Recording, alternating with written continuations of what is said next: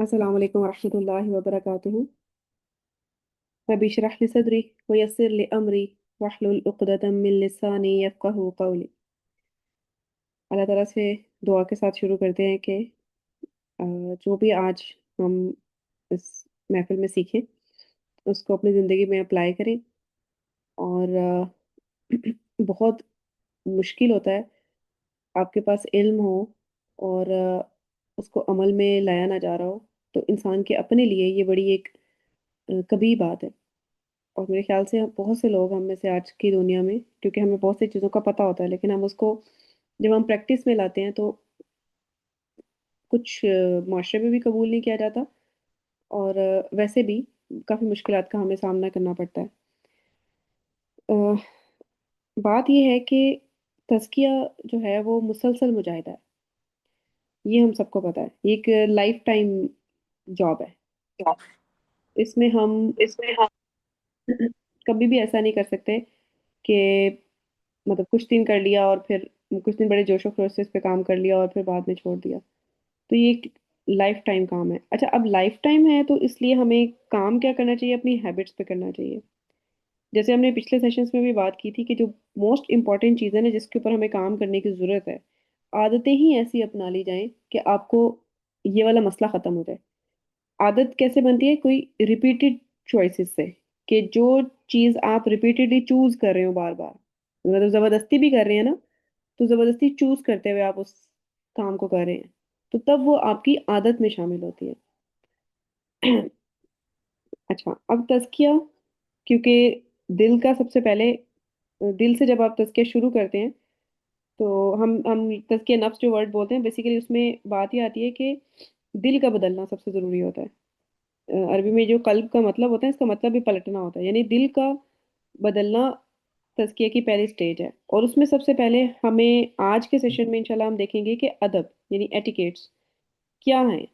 ادب کو آپ دیکھیں تو اس کا مقصد یہ ہوتا ہے، ادب کو اگر ہم لفظی ترجمے میں دیکھیں تو جیسے کسی دعوت پر بلانا یا ضیافت کے لیے جمع کرنا، عربی میں نا اس کا لغوی معنی یہ بنتا ہے، کسی کو بلایا جائے دعوت پہ، اور ہم دیکھتے ہیں کہ مہمان کے لیے بھی ایک احترام ہوتا ہے نا، تو وہی چیز ادب کے معنی میں آتی ہے۔ ادب کا ہم نے کرنا یہ ہوتا ہے کہ لوگوں کے ساتھ، مختلف ہستیوں کے ساتھ کس طرح کا ہمیں رویہ رکھنا ہے، یہ اصل میں ہمیں سیکھنا ہے۔ تو آج کے سیشن میں ہم اس چیز پہ ہمارا دھیان ہوگا۔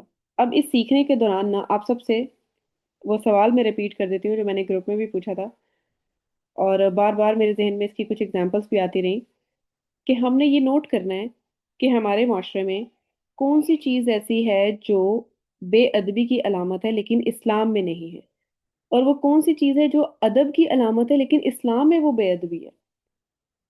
تو ہمیں اس چیز کو فلٹر آؤٹ کرنا ہے۔ اس کے لیے آپ نے ذہن میں یہ چیز رکھنی ہے، اور پھر سیشن کے دوران جو بھی آپ کے دماغ میں آئے پلیز نوٹ کرتے جائیے گا، کیونکہ میں چاہوں گی کہ مجھے بھی آپ سے سیکھنے کا موقع ملے، اور ہم سب اس کمیونٹی کا پرپس بھی یہی ہوتا ہے، طالب علم کمیونٹی کا نام کا بھی پرپس یہی ہے کہ ہم سب طالب علم ہیں، ہم میں سے کوئی بھی اسکالر نہیں ہے ریناؤنڈ قسم کا۔ ہم سب سیکھ رہے ہیں، پڑھ رہے ہیں، اور جو پڑھتے ہیں وہ کسی اور دوسرے کے ساتھ شیئر کر لیتے ہیں تاکہ اس کے بھی نالج میں اضافہ ہو اور اس سے بھی ہمیں سیکھنے کا موقع ملے۔ اچھا، انٹرسٹنگلی حضرت علی کا اس پہ ایک کال ملتا ہے ادب کے بارے میں، کہ ادب ایک خزانہ ہے، اس کے ذریعے انسان بغیر دولت کی عزت حاصل کر سکتا ہے۔ اب دیکھیں، واقعی ہمارے دور میں، آج کے دور میں ہم تو یہی کہتے ہیں نا کہ جس کے پاس پیسہ ہے اسی کو ایک عزت کی نگاہ سے دیکھا جاتا ہے، اسی کے لیے بلکہ لوگ کھڑے بھی ہوتے ہیں۔ لیکن اگر کسی کے پاس پیسہ نہیں ہے لیکن وہ اتنا ادب میں اتنا آگے ہے، تو اس کا بھی بائی ڈیفالٹ ادب کیا جاتا ہے، یہ بھی سوچنے والی بات ہے۔ حضرت عبداللہ بن مسعود فرماتے ہیں کہ ہمیں ادب سکھایا گیا تھا اس سے پہلے کہ ہمیں علم سکھایا جاتا، یعنی کہ جو علم پرانے زمانے میں جو استاد ہوتے تھے جو بچوں کو پڑھایا کرتے تھے ان کو مؤدب بھی کہا جاتا تھا۔ تو جو استاد ہوتا تھا وہ آداب بھی سکھاتا تھا۔ تو علم کے ساتھ نہ ادب ضروری ہے، بلکہ علم سے پہلے ادب ضروری ہے۔ وہ شخص علم بھی نہیں سیکھ سکتا جس کو ادب نہیں آتا، کیونکہ اس میں اب بگڑ ادب کی جو بگڑی ہوئی شکل ہوتی ہے وہ بے عزتی یا مطلب ایک اس میں آتی ہے نا، تو اس کا پرپس وہ کیوں ہوتی ہے ایسا؟ بیسیکلی انسان کی جو انا ہوتی ہے نا اس کی بگڑی ہوئی شکل जब उसके अंदर पाई जाती है ना, तो अदब का ऑपोजिट बनता है वो। देखेंगे हम इंशाल्लाह किस तरह। अच्छा, इस सब में सबसे पहले, जो सबसे पहली हस्ती दिमाग में भी आती है, हमें फौरन आपके दिमाग में आ गया होगा कि जिसका अदब हमें करना चाहिए और जो अदब के लायक है, वो है अल्लाह ताला। तो अल्लाह ताला का अदब आज हम सीखते हैं कि इसमें कौन सी चीजें हैं, कहीं हम कोई गलती तो नहीं कर रहे। अ, उस्ताद उस्ताद इसरार ने जो बात इसमें लिखी है ना, उसमें उन्होंने सबसे पहले तो ये कहा है कि सबसे पहले जो अदब आना चाहिए वो अल्लाह का अदब है। अब अल्लाह ताला के साथ ताल्लुक के क्या आदाब हैं, किस तरह का उनसे ताल्लुक होना चाहिए, इस पे बात करेंगे। उससे पहले ना, जो मुझे समझते हुए जो सबसे पहली बात जो मेरे दिमाग में क्लिक होती थी वो ये थी कि किसी भी हस्ती का हम अदब क्यों करते हैं। किसी भी हस्ती का अदब हम इसलिए करते हैं ना कि हम उसे इंस्पायर होते हैं, या वो कोई बहुत मतलब बहुत एक आउट ऑफ द वे जाके कोई हस्ती होगी। तो इस वजह से मुझे लगता है कि अल्लाह की जिसको पहचान आ जाती है ना, जो अल्लाह को सही से पहचानता है, उसकी मार्फत रखता है, वो इस अदब को सही से समझेगा। अल्लाह ताला ने हमें तरीके बताए हैं। अब कुरान में ये सबसे पहली आयत हम देखें, सूरह लुकमान में आता है। वेट।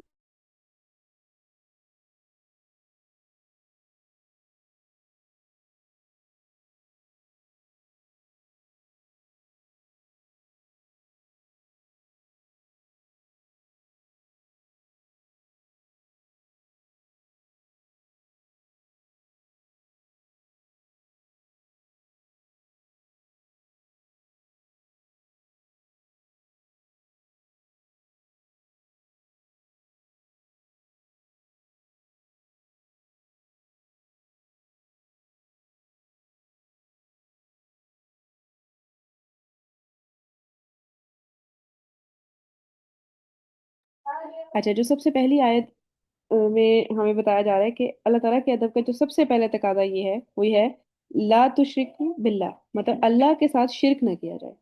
ये अल्लाह की जात के साथ जो अदब का हमारा ताल्लुक है ना, उसमें सबसे पहला तकाजा है। यानी कि गॉड कॉन्शियस रहा जाए, मुत्तकी रहा जाए, खुद को अल्लाह की नजर से जांचा जाए, अल्लाह की नजर से तोला जाए। ये भी अल्लाह का अदब है। शिर्क के जुमरे में ये इस तरीके से आता है कि देखिए, जो भी हमारे ज़हन में सबसे बड़ी हस्ती होती है ना, हम उसकी नज़र से अपने आप को देखते हैं। हम ये कहते हैं कि अच्छा वो क्या हमारे लिए, वो किस तरीके से राजी होगा और वो हमसे क्या चाहता है। हम इस तरीके से उसका अदब करते हैं। जब हम कहते हैं अल्लाह अकबर, तो अल्लाह सबसे बड़ा है, तो अल्लाह का जो मकाम है हम उसको उस पर जब रखेंगे, तभी अल्लाह का अदब आएगा। इवन हमारी नमाज में खुशू और खुजू तभी पैदा होगा। अच्छा, अब एक आयत हम कुरान में देखते हैं, सूरह आल इमरान की, मैंने यहाँ नोट की है। ये मुझे बड़ी ज़रूरी लगती है इस लिहाज से। या अय्युहल्लज़ीना आमनु तकुल्लाह हक्का तुकातिही, यानी कि अल्लाह ताला से डरो जैसा कि उसे डरने का हक है। यानी कि अल्लाह का तकवा इख्तियार करो जैसा तकवा इख्तियार करने का हक है।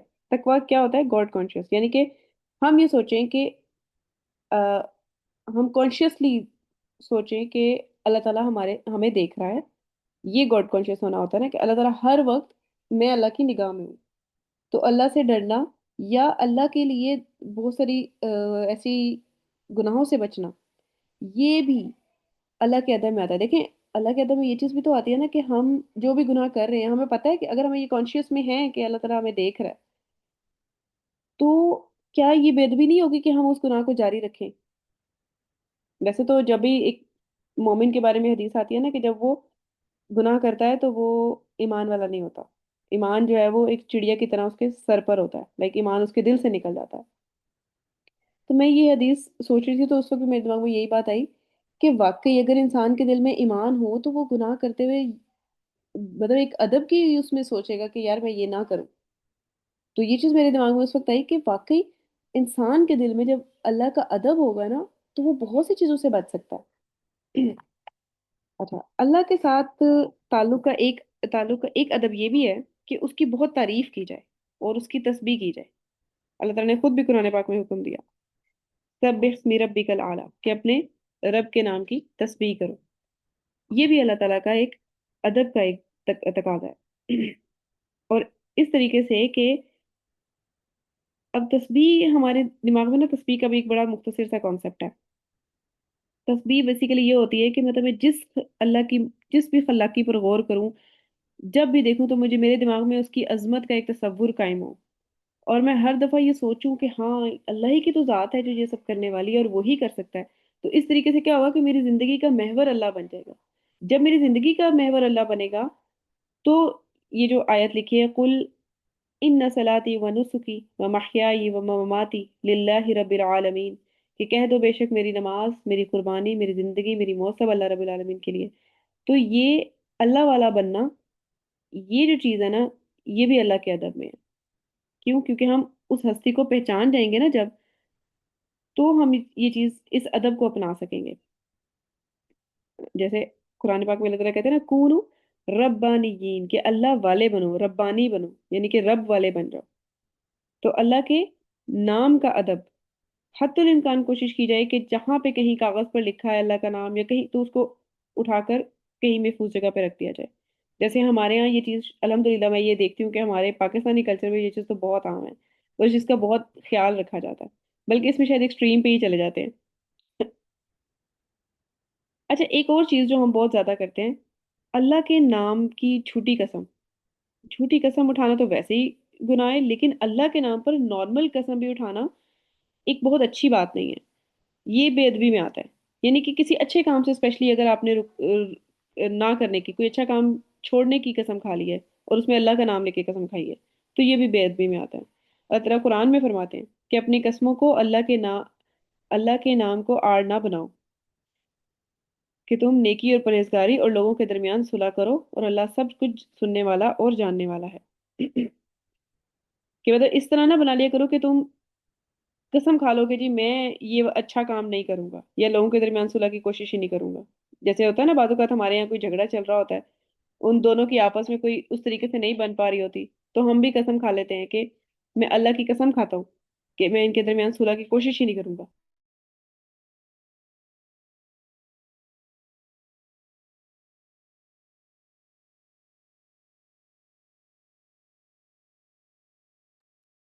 सॉरी। तो ऐसी कसम मत खाओ कि अल्लाह की कसम मैं जिंदगी भर अपने भाई से बात नहीं करूंगा, मतलब इस तरह की कस्में खाना भी बेअदबी की अलामत है। फिर एक और चीज है कि इंसान जो है ना, वो हर बात विवाद में अल्लाह का नाम ना ले। ये बात पढ़ के मुझे बड़ी हैरानगी हुई। लेकिन मेरे दिमाग में एक चीज आई कि देखें, वाकई मतलब हर फजूल बात में भी अल्लाह का नाम नहीं लेना चाहिए। कि जब हम एक लव किस्म की बातें कर रहे हैं, उसके अंदर अल्लाह ताला का जिक्र,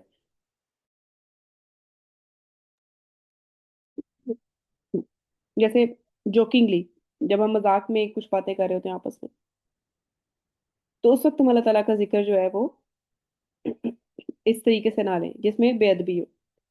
इवन जो हजरत मूसा अलैहिस्सलाम की शरीयत, ये जो 10 कमांडमेंट्स बुक थी, उसकी भी एक कोड थी कि do not take the name of God in when.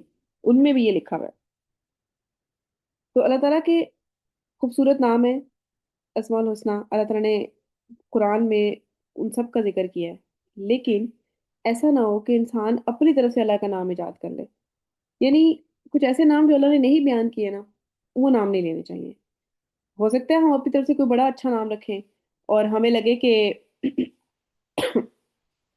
कि जी मतलब ये बहुत, मतलब हम हमारे दिल में जो चीज़ अल्लाह के लिए आती है, लेकिन उससे वो अल्लाह के शायान शान ना हो।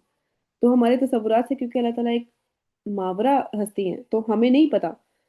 तो हम अपनी इमेजिनेशन के मुताबिक किसी भी चीज़ में ये इस हद को पार नहीं कर सकते। तो ये भी अल्लाह का अदब है। अच्छा, अल्लाह का अदब ये भी है कि जिन नामों से अल्लाह ने खुद को याद किया, सिर्फ उन्हीं को वसीला भी बनाया जाए। तो ये भी अल्लाह के अदब में आता है।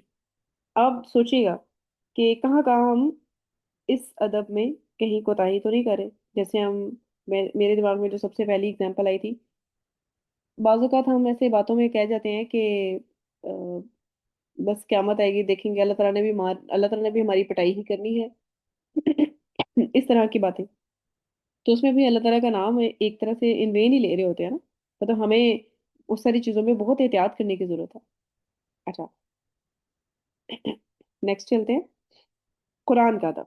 अच्छा, दूसरी चीज़ जो है वो कुरान है, और कुरान पाक और वो मजलिस जहाँ कुरान पढ़ा जा रहा हो, वहाँ के आदाब बहुत ज़रूरी है। जैसे कुरान पाक में अल्लाह ताला ने इस अदब का पूरा क्लियर हमें मैनिफेस्टो दिया है कि किस तरीके से, यानी जब कुरान पढ़ा जाए तो उसे गौर से सुनो और खामोश रहो, ताकि तुम पर रहम किया जाए। यानी ये रहमत तुम्हें तभी मिलेगी जब तुम ये दो काम करोगे।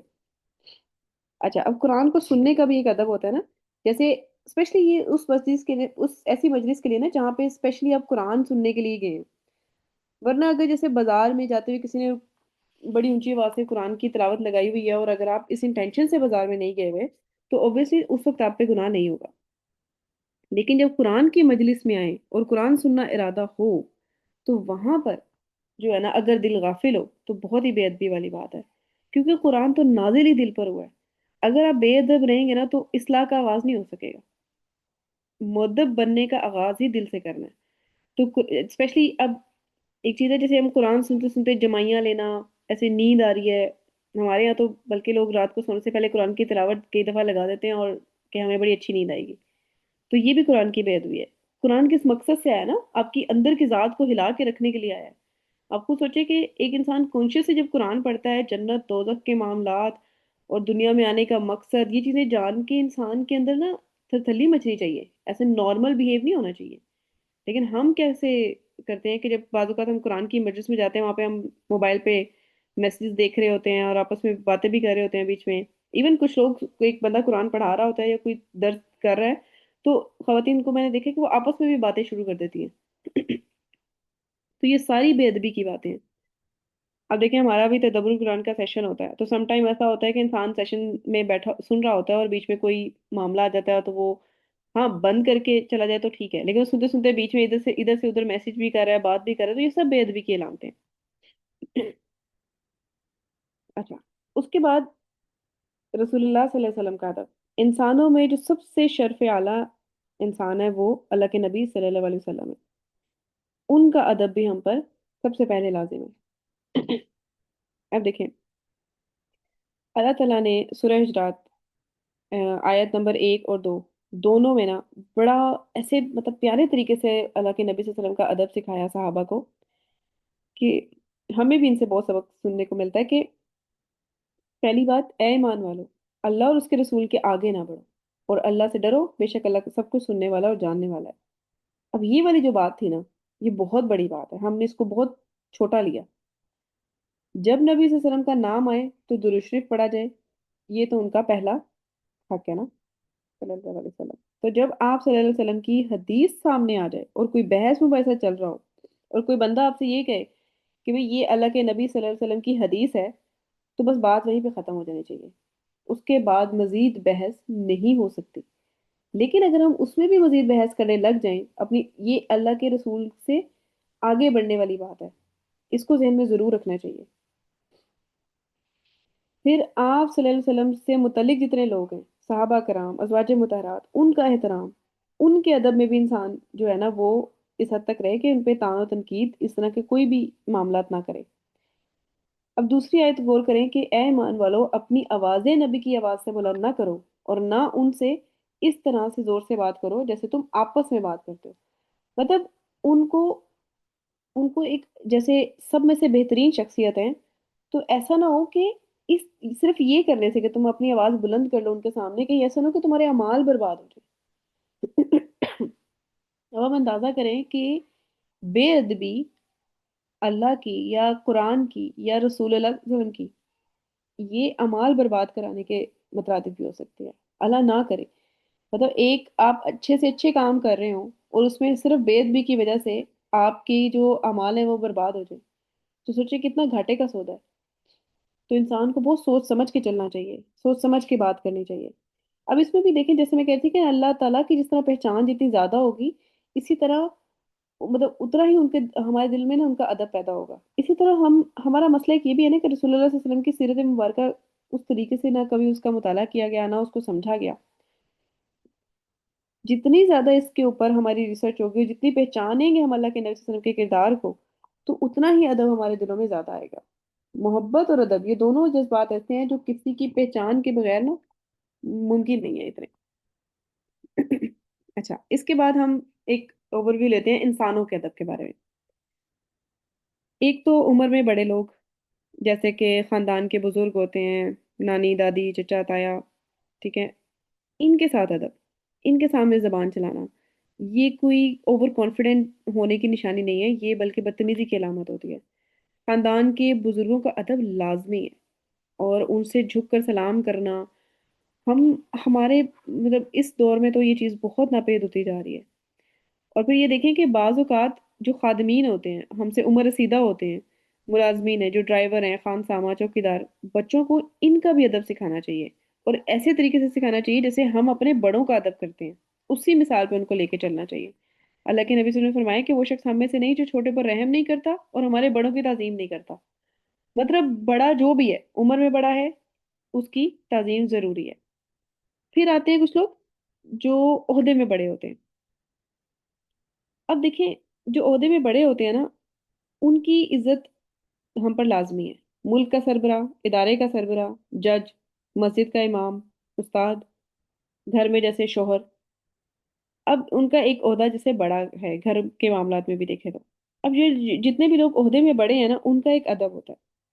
اس معاملے میں نا میں صحیح بتاؤں، اللہ نے ہم پہ یہ ذمہ داری نہیں ڈالی کہ ہم سب کو اپنا فرما بردار اور مطیع بناتے پھریں.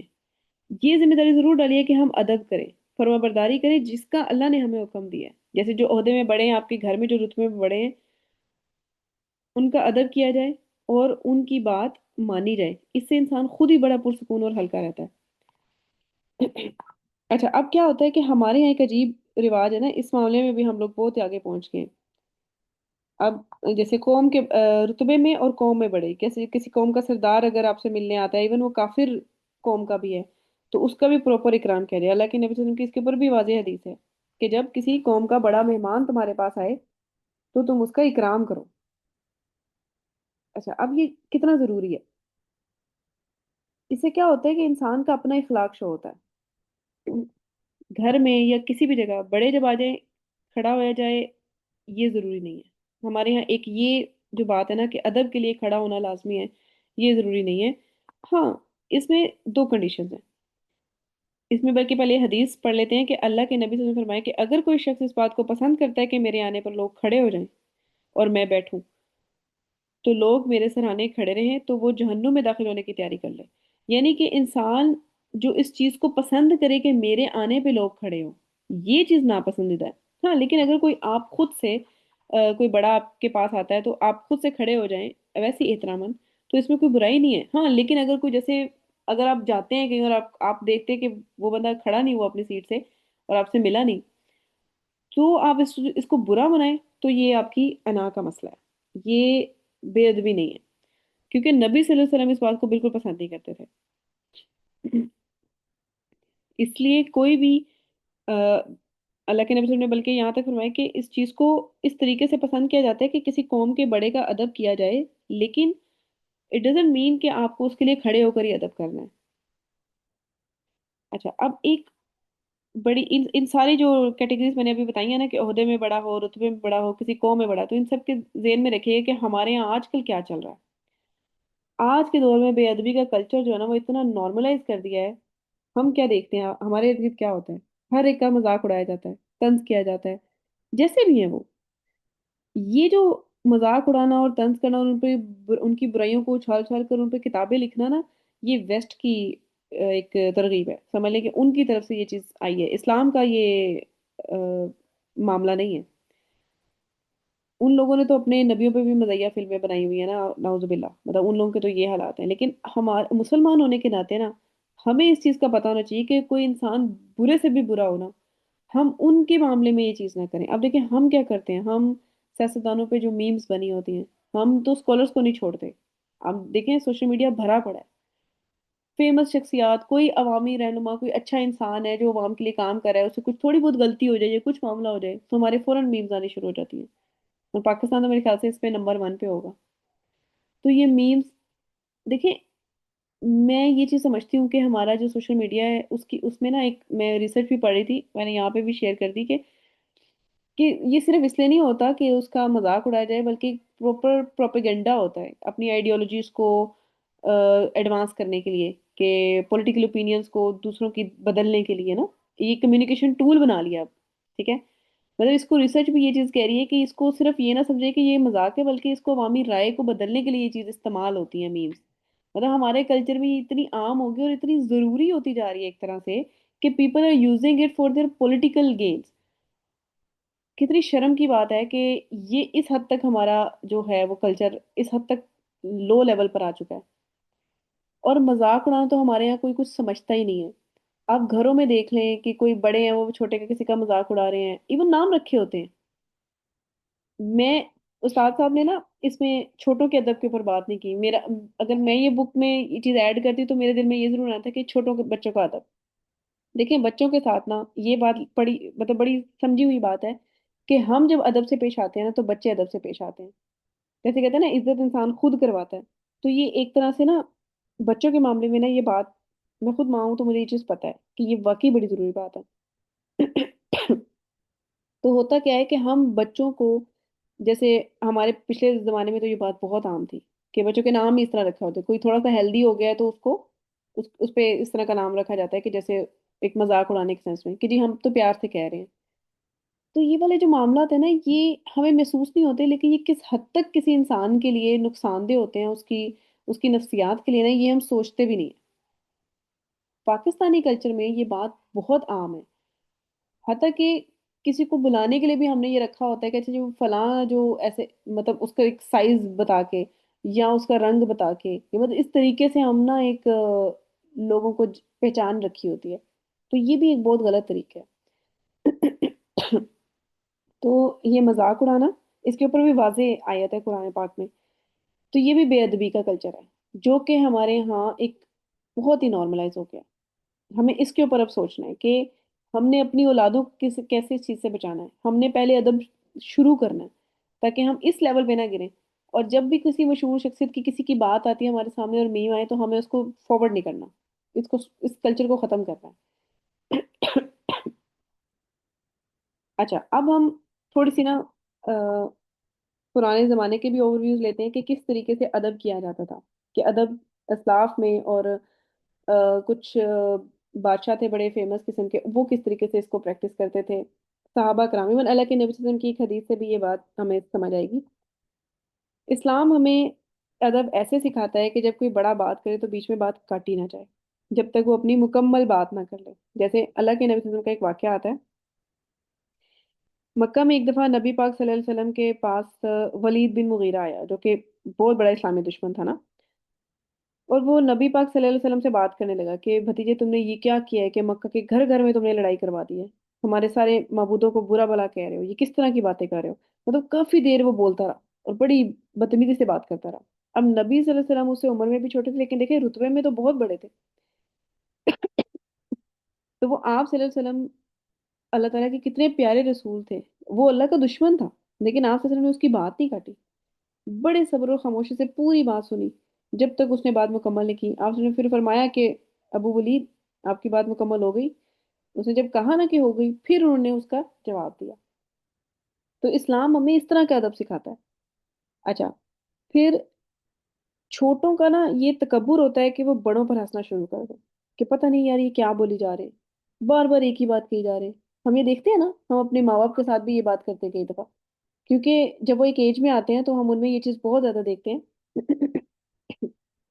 कि वो अपने दौर के हिसाब से उनमें आज के दौर की कुछ जैसे कुछ चीजें होती हैं वो उस लेवल पे उनको नहीं पता होती। तो हम इस चीज में भी मजाक उड़ाते हैं। तो ये भी एक बेअदबी वाली बात है।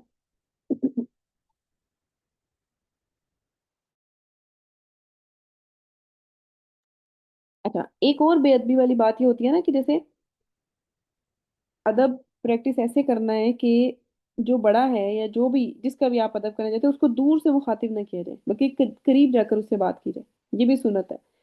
कि देखिए जब, अब हमारे यहाँ घरों में क्या होता है कि बच्चे कमरे में बैठ के अपनी मम्मा को आवाज दे रहे होते हैं, मतलब टीन एज के बच्चे भी, कि वो इधर आके उनकी बात सुने। तो ये भी बेअदबी है। बड़ों के करीब जाकर आदाब का लिहाज रखते हुए उनसे बात करनी चाहिए। हालांकि अब मसला यहाँ पे आता है कि बड़े अगर गलती पर हो, तो क्या किया जाए। हमारे यहाँ ना ये बात अब बहुत आम होती जा रही है कि बड़ों से बहस। अब जो बड़ों से बहस है, उस मामले में ना कुछ चीजों का ख्याल रखना चाहिए। अदब के साथ एक दो दफा अपनी बात बड़े तरीके से, बड़े प्यारे तरीके से बता दी जाए। अगर वो गलती पर है और बात नहीं समझ रहे ना, तो उनके लिए दुआ करके इंसान खामोश हो जाए। उनसे मजीद उलझना उनको मजीद उस गलती पर कायम रहने के ऊपर भी हो सकता है, क्योंकि वो एक बेअदबी में चीज आ जाती है ना, तो अगला बंदा भी उसको ईगो पे ले जाता है। तो इससे बचने के लिए ना ये ज़रूरी है कि आप एक हद में रहते हुए उनसे बात करें, तनकीदी अंदाज बिल्कुल ना हो, मतलब क्रिटिसाइज ना कर रहे हो, बल्कि सीधी सीधी बात की जाए कि ये इस्लाम में ये चीज़ इस तरीके से, ये इस लेवल पे है। तो आप इस तरीके से अदब को प्रैक्टिस कर सकते हैं। अच्छा, अब इस्लाफ में भी एक वाक़या आता है कि एक दफ़ा हज़रत जैद बिन साबित रज़ी अल्लाह तआला अन्हु एक जनाजे में शरीक हुए। तो नमाज जनाजा के बाद ना, आप रज़ी अल्लाह तआला अन्हु की जो सवारी थी, उसकी सवारी के लिए ना एक खच्चर आया। अब हज़रत अब्दुल्ला बिन अब्बास रज़ी अल्लाह तआला अन्हु फौरन आगे बढ़ के ना, अब्दुल्ला बिन अब्बास जो कि हज़रत मोहम्मद सल्लल्लाहु अलैहि वसल्लम के चचा के बेटे थे, उन्होंने आगे जाके ना जल्दी से उसकी जो रोब थी ना वो पकड़ ली। अब हज़रत ज़ैद रज़ी अल्लाह थोड़े से ठटके, उन्होंने कहा कि मेरे आका के इब्ने यानी कि मेरे आका के चचा के बेटे, मेरी सवारी को मतलब आप ऐसे पकड़ के तकलीफ ना फरमाएं, मैं खुद कर लूंगा। तो हज़रत इब्ने अब्बास रज़ी अल्लाह अन्हु कौन थे? नबी वसल्लम के चचा के बेटे, और यानी इस वसल्लम के चचा चचा साथ भाई, इस लिहाज से उनका बड़ा मकाम था।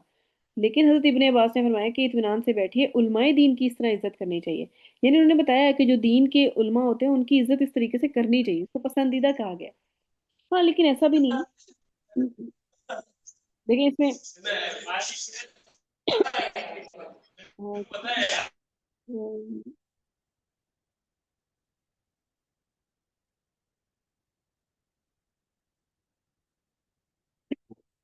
अच्छा, इसमें ना कुछ वाकयात और भी हैं, लेकिन इसमें ना एक बड़ी अहम बात है कि जब अदब और हुक्म में ना तसादुम हो जाए, यानी कि इसके बारे में आता है कि हुक्म को अदब पर फोकियत दी जाए, यानी कि हुक्म जरूर कबूल किया जाए, अदब उसके बाद आएगा। इता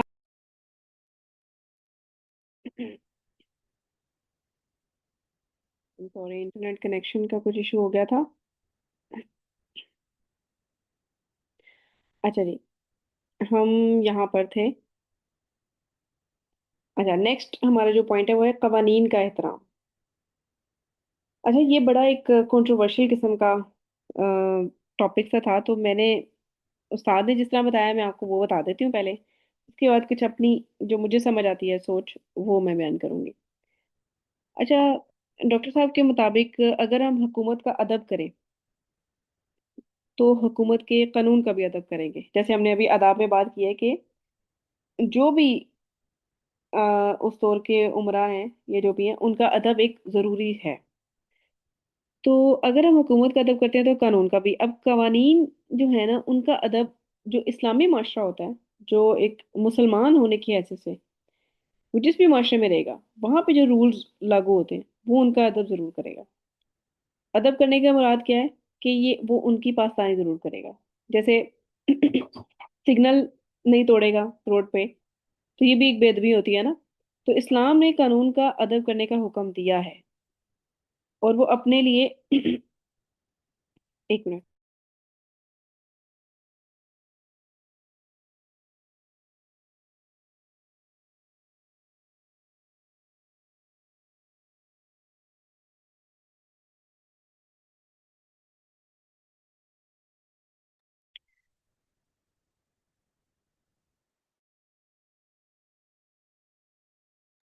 अच्छा, अब इस्लाम जो है ना वो, हमारे यहाँ ना इसका कॉन्सेप्ट यूँ लिया जाएगा कि देखें, जो भी कानून हो, कानून का अदब करने का मतलब ये है कि हम उसको फॉलो करेंगे बिना चूँ चुना किए। क्योंकि बहुत से लोग समझते हैं कि जो, मतलब कानून को फॉलो करना जो है, वो अपने आप को कानून से बालातर समझते हैं। हमारे यहाँ ये लोग हम ऐसे देखते हैं, ये भी अना की एक बिगड़ी हुई शक्ल होती है। जिसकी अना मतवाजन होती है ना, तो वो कवानीन में तब्दीली नहीं करेगा, वो बल्कि मतलब उसमें अपने आप को बाउंड महसूस करते हुए उसको फॉलो करेगा। शरीयत क्या है फिर देखे ना, हमारी शरीयत है, अल्लाह का दिया हुआ कानून है, हदूद है। अल्लाह का अदब होगा तो शरीयत का अदब जरूर होगा, इंसान के दिल में उसका लिहाज होगा। जैसे शरीयत के बारे में एक मिसाल हमें मिलती है, अल्लाह के नबी ने फरमाया कि मोमिन उस घोड़े की मानिंद है जो अपनी रस्सी से बंधा हुआ है। जितनी रस्सी इजाजत देती है ना, वो उतना ही घोड़ा चढ़ चुग लेता है, उस रस्सी की लंबाई के अंदर अंदर ही घूमता फिरता रहता है।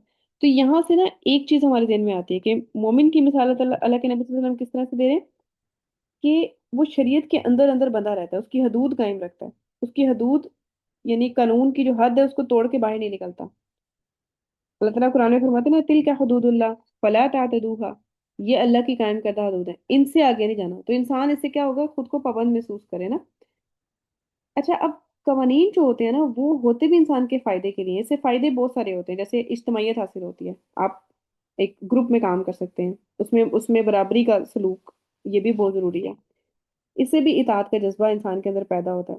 اگر قانون فائدہ مند چیز نہ ہوتا نا تو ہمیشہ سے اس کا وجود نہ ہوتا، ایون انسان، ہم شریعت کو قانون، ہمارا قانون تو شریعت ہی ہے نا، تو ہم قوانین کو، شریعت کے علاوہ بھی اگر انسان بھی ہو نا، اس پہ شریعت نہ اتری ہو، تب بھی وہ قوانین کے ذریعے انسان جو ہے نا اپنے معاملہ چلا سکتا ہے، ورنہ نہیں۔ انسانی معاشرے میں ترتیب قانون ایک لازمی امر ہے، اس کے بغیر آپ چل پھر نہیں سکتے، کوئی بھی معاملے آپ کے سیدھے طریقے سے نہیں چل سکیں گے۔ اسے سب سے بڑی چیز یہ تھی کہ انسان کی جو انا ہوتی ہے نا وہ اپنے مقام پر رہتی ہے، وہ ایک معاشرے کے اندر ایک فرد، منظم فرد بن کے رہ سکتا ہے، ادروائز نہیں۔ اب دیکھیں، قانون کا ادب کیا ہے کہ اس کا اطاعت کی جائے۔ اب ہمارا جو، جیسے پاکستان کا کانسٹیٹیوشن ہے، اگر آپ کانسٹیٹیوشن کبھی کھول کے دیکھیں نا، اس میں سب سے اوپر یہی لکھا ہوتا ہے نا کہ یہ قرآن کے مطابق ہے ہمارا constitution, according to the constitution. تو دیکھیں اس میں بہت سے قوانین ہیں جو قرآن کے مطابق بنے ہیں، لیکن ہر شخص ان کو توڑنے پر کمر بستہ ہے۔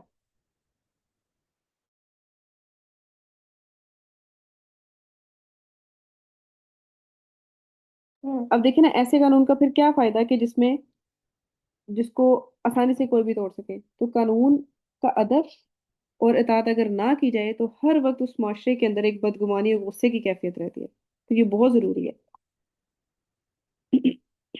اچھا، اسلام میں نا ایک چیز اور بڑی ضروری ہے، پابندی، اطاعت اور نظم و نسق۔ اس کی میں چھوٹی چھوٹی اگزامپلس دوں گی اب آپ کو۔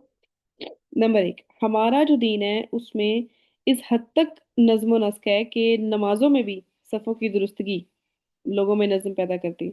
میدان جنگ ہو، باجماعت نماز ہو، جہاں بھی کوئی معاملہ پیش آ جائے، اب دیکھیں نبی صلی اللہ علیہ وسلم کا جب انتقال ہوتا ہے تو لوگ صفیں بنا بنا کر حجرے میں جاتے تھے، نماز جنازہ پڑھتے تھے، باہر آ جاتے تھے، بڑے منظم اور پرسکون طریقے سے۔ کوئی مطلب اللہ کے نبی صلی اللہ علیہ وسلم کی وفات ہوئی ہے، ہمارے یہاں پہ کچھ ہو جائے تو کیسی دھکم پیل ہڑبوں، ایسے کچھ مچا ہوتا ہے نا کہ انسان، لوگ پیروں تلے روندے جا رہے ہوتے ہیں۔ تو یہ ایک قانون کی، ایک ڈسپلن کی عادت تھی نا ان کو۔ حتیٰ کہ نبی صلی اللہ علیہ وسلم سے جو لوگ بیعت لیا کرتے تھے، وہ کیا کرتے تھے؟ اب یہ بیعت کے الفاظ سنیں، ہم نے رسول اللہ صلی اللہ علیہ وسلم سے بیعت کی کہ ہم خوشی اور ناگواری دونوں حالتوں میں سنیں گے، اطاعت کریں گے، حکمرانوں سے حکومت کے معاملے میں جھگڑا نہیں کریں گے، ہم حق پر قائم رہیں گے جہاں بھی ہوں، اور اللہ کے معاملے میں کسی ملامت کرنے والے کی ملامت سے نہیں ڈریں گے۔ اب یہاں پہ ہر نقطہ جو ہے نا وہ قابل غور ہے، کتنا زور ہے اس بات میں کہ چاہے دل ہے یا نہیں ہے، میرے لیے مطلب کوئی چیز آسان ہے یا مشکل ہے، جیسا بھی ہے، اطاعت کریں گے۔ تو اسلام جو ہے نا وہ مسلمانوں کو نا اعتراض کرنے والا مزاج نہیں بناتا، ہر چیز کو رد کرنے نہیں شروع ہونا چاہیے انسان کو۔ جیسے ہر قانون کی اصلاح کی ذمہ داری اگر ہم خود ہی لے لیں گے نا، اپنے سر پر لے کے بیٹھ جائیں گے، تو ہم قانون کی اطاعت نہیں کر سکتے۔ ہم قانون پر تنقید تو بڑے آرام سے کر بھی لیتے ہیں، لیکن ایک تنقید کی بھی نا کوئی بیس ہونی چاہیے، ایسے نہیں کہ جو بھی قانون بس بنا دیے اس میں تنقید کرنی لازمی ہے۔ اس میں نا بہت ایک باریک سی سمجھنے لائن ہے جو سمجھنے کی ضرورت ہے، ورنہ اگر ہر قانون کے اوپر آپ اعتراض کھڑا کر دیں گے نا تو وہاں پہ چلا نہیں جا سکتا۔ اچھا، اب جیسے یہ ایک اور آیت تھی کہ مومن تو وہ ہے جو اللہ اور اس کے رسول پر ایمان لائے، اور جب وہ رسول کے ساتھ کسی اجتماعی کام میں ہوں تو اس کے بغیر نہ جائیں جب تک کہ اجازت نہ لے لیں۔ مطلب اس وقت صحابہ کی مثال ہے کہ وہ کس طریقے سے کام کیا کرتے تھے، وہ معاملات میں اس حد تک اجازت اور اس بیعت لینے کا جو سلسلہ میں نے ابھی ذکر کیا، مطلب ہر چیز میں اتنا نظم و نسق اور اتنی پابندی اور اطاعت کے ساتھ چلتے تھے، جس کی وجہ سے نا ان کے اندر ایک اطاعت کا نا ایک جذبہ پیدا ہو گیا تھا۔ ان کی انا جو تھی نا وہ ٹیم ہو چکی تھی، وہ اطاعت جو تھی وہ ان کی عادت میں آ چکی تھی۔ اب یہ جو عادت ہوتی ہے نا، جیسے یہ جو عادت ہوتی ہے، اسی کو اگر آپ فطرت کے قریب کر لینا تو آپ کے لیے بڑی آسانی ہو جائے گی۔ اب دیکھیں سورہ نساء کی اس آیت میں نا استاد صاحب نے یہ بھی آیت ایک ایڈ کی کہ جیسے نا جن کے پاس کوئی عہدہ یا رتبہ ہوتا ہے، جنہوں نے قانون بنایا ہوتا ہے، قانون ساز جو لوگ ہوتے ہیں، ان کے بارے میں آتا ہے کہ ان کی اطاعت بھی ہم پر فرض ہے، لیکن اس کی کچھ شرائط ہے۔ اے ایمان والو، اللہ کی اطاعت کرو اور رسول کی اطاعت کرو، اور ان لوگوں کی بھی جو تم میں صاحب امر ہیں، یعنی قانون ساز ہیں۔ پھر اگر کسی معاملے میں اختلاف ہو جائے تو اسے اللہ اور رسول کی طرف لوٹاؤ، اگر تم اللہ اور آخرت پر ایمان رکھتے ہو، یہ بہتر ہے اور انجام کے اعتبار سے بھی اچھا ہے۔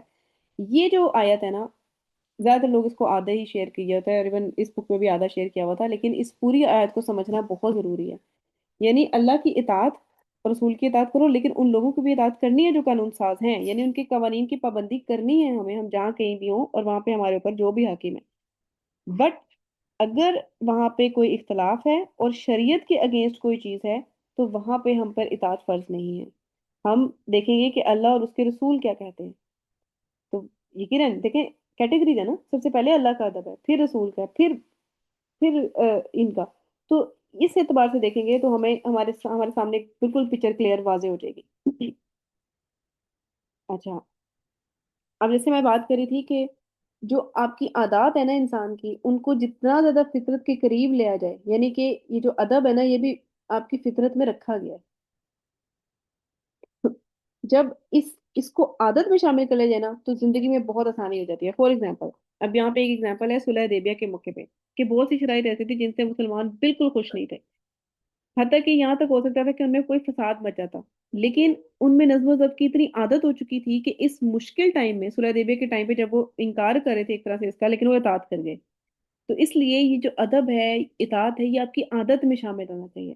اللہ تعالیٰ قرآن میں اس کا ذکر یوں کرتے ہیں کہ جب کافروں نے اپنے دلوں میں ضد بٹھا لی، وہ ضد جاہلیت تھی، تو اللہ نے اپنے رسول اور مومنوں پر اپنی سکینت نازل فرمائی کہ وہ تو ضد کر کے بیٹھے تھے، لیکن اللہ تعالیٰ نے کیا کیا؟ ان پر سکینت نازل کی اور صلح حدیبیہ کے ذریعے صلح کروائی. اور مطلب ان کے دلوں میں اتنی اتنی ان کا دل کھول دیا کہ یہ آسانی سے اس میں بات پوری کر سکے.